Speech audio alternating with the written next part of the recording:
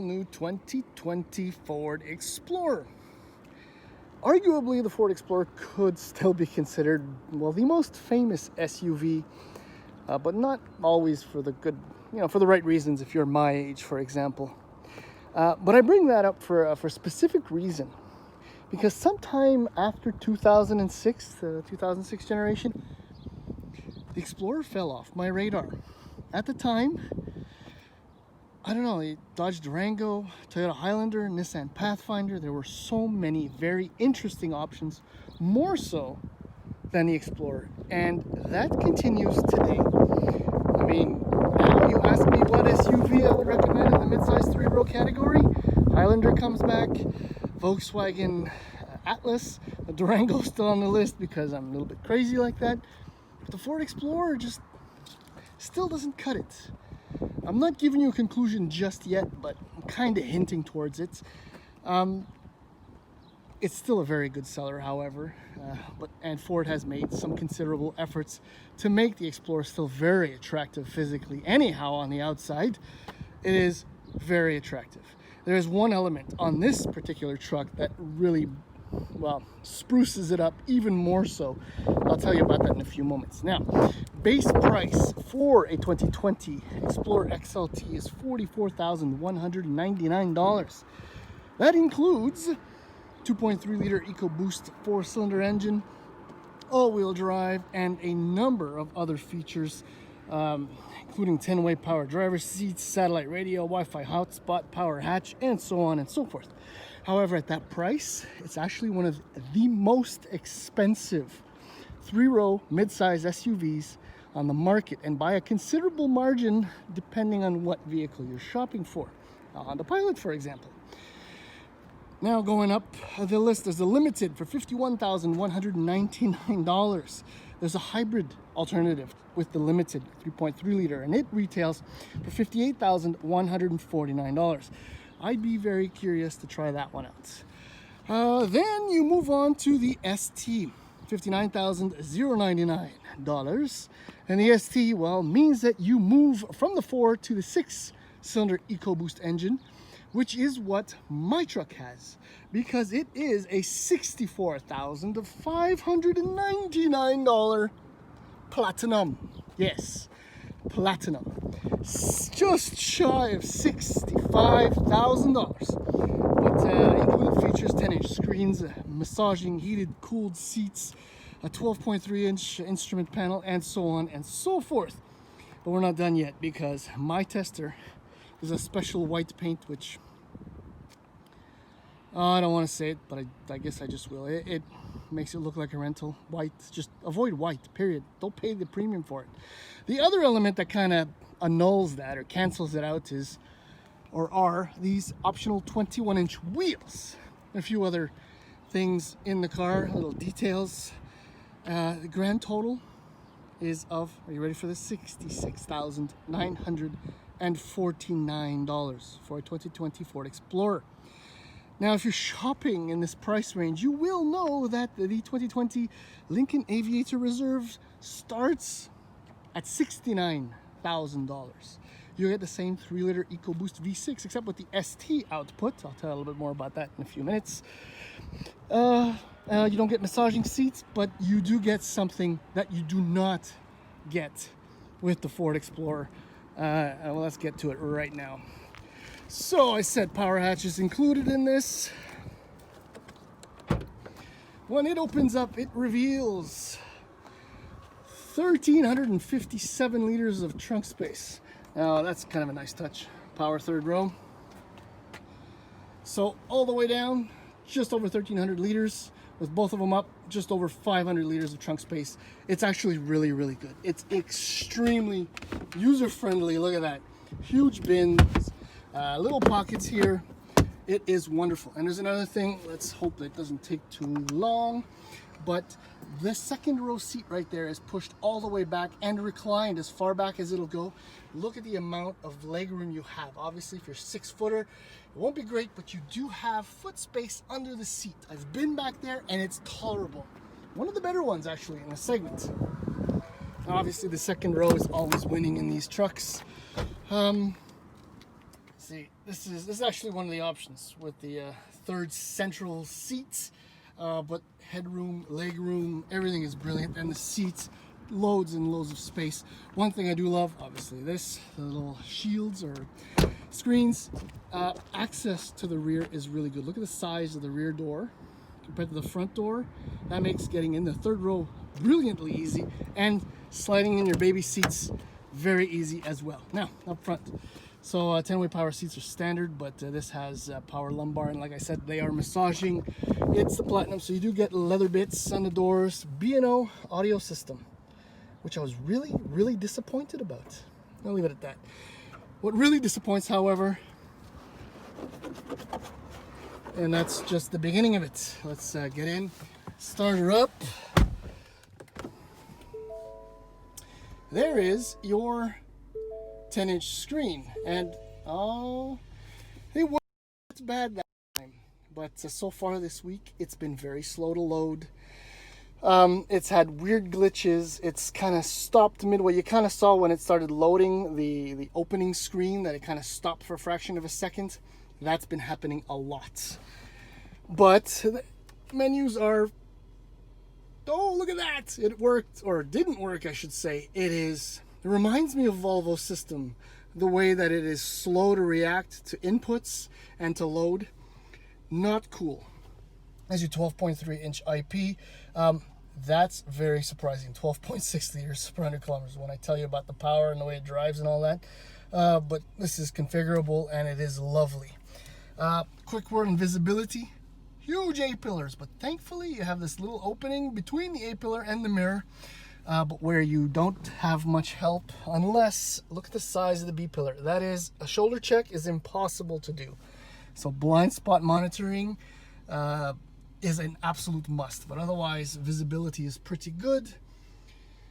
Now the real disappointment is this, the dashboard itself. You see this gap? Look at that. That's terrible.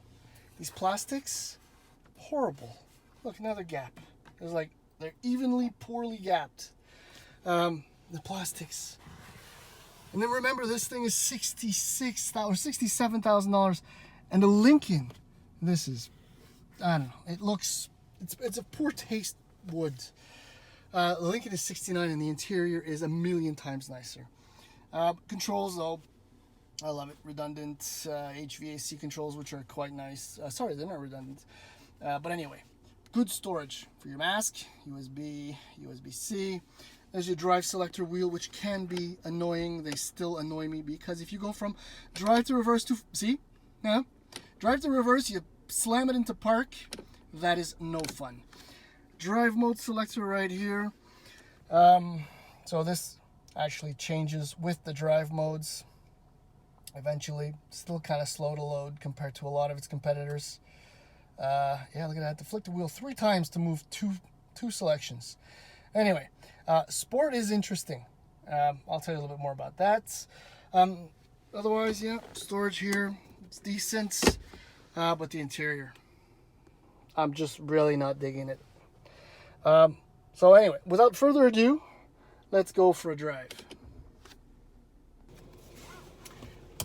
All right, so driving, stupid wheel.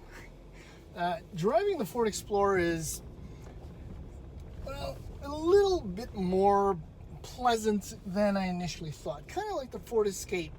My expectations were a little bit lower, but you can tell that Ford did put some effort in creating a vehicle that is agreeable to drive overall.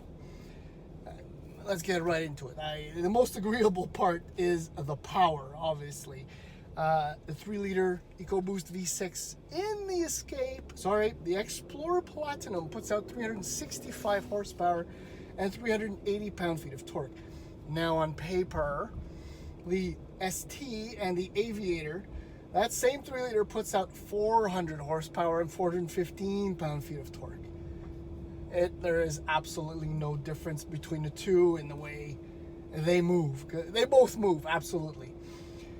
Now, speaking of moving, I showed you the 12.6 liters per 100 kilometers. Now, I was not expecting this big lumbering truck to be that good on average. Most of my driving is in the city. during this almost over pandemic. I can't really go anywhere. And this thing is rated at a combined rating of 11.8 liters per 100 kilometers. So 12.6 is brilliant. Now about the power, I'm in normal drive mode. It really, really takes off. And that 10-speed automatic transmission, when you play fair with it, it'll play fair, absolutely. On occasion, wow, look at that, it held the gear for a long time. In city driving, see, shoulder check is pointless.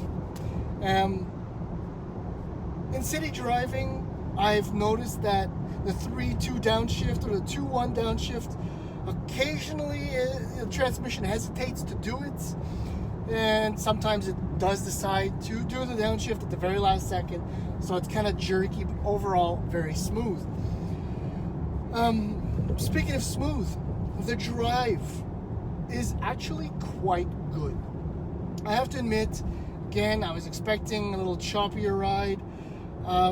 Overall, the multi-link rear suspension with the independent struts up front, whatever, obviously, it's good, except when you end up driving over the slightest of sharp road imperfections. And then you can tell, see, now the road surface just kind of got ugly, and I'm pretty sure that everything's kind of shaking. I'm almost convinced that that has more to do with the optional 21-inch wheels that are heavier than the standard 20-inch wheels. I'm pretty sure the ride quality would be better. Although the wheels look better, I would stay away from them. Another point, steering. There is no communication. There is no, it's not talking to me whatsoever, but it's actually fairly quick. The electric power assist is spot on. No on-center play, no real delay as you load it up, which makes it entertaining for a big lumbering SUV. So the drive is fairly good. But the thing is, when you look down, you have to deal with this. And if you paid $64,600, whatever, for a base platinum, that's a tough pill to swallow. Oh, that reminds me. I'm in normal drive mode. When you put it in sports, okay, shift. I'll do it for you then. All right. When you put it in sport mode, if you're not expecting it from a dead stop, wow, throttle response is pow, and all that torque comes in. It's surprising. Now, back to the regularly scheduled program. This, it's too much of a large, expensive pill to swallow. Now, having driven the 2020 Explorer, does it now find its way onto my list? Maybe the $44,000 XLT because it's well equipped and a reasonably good value, maybe. But Honda Pilot, Mazda CX-9. Now, see, CX-9, very interesting, beautiful interior. Also, turbocharged 4-cylinder engine, which does a fine job of getting the CX-9 around. Same torque, actually, 310 pound-feet. So I'm sure in the XLT, the 2.3 will do a fine job. But shoot, even the regular old antiquated Durango has a nicer interior, nicer dashboard, I feel. The Atlas has kind of got that semi-cheapish, touch to it, but the layout is very user-friendly. It's nicer than this. Everything is better integrated, and the finish and the fit are much nicer. So, well, to answer the question, no, it's still not making the list, unfortunately. With the Pilot, the Highlander, the Atlas, the Durango, CX-9, and a few others. I think I actually prefer the Traverse over this. The Enclave, definitely. Price-wise, much more. And again, price-wise, if you're going to spend this kind of money on an Explorer, just get the Aviator. Absolutely, just get the Aviator. And that's it.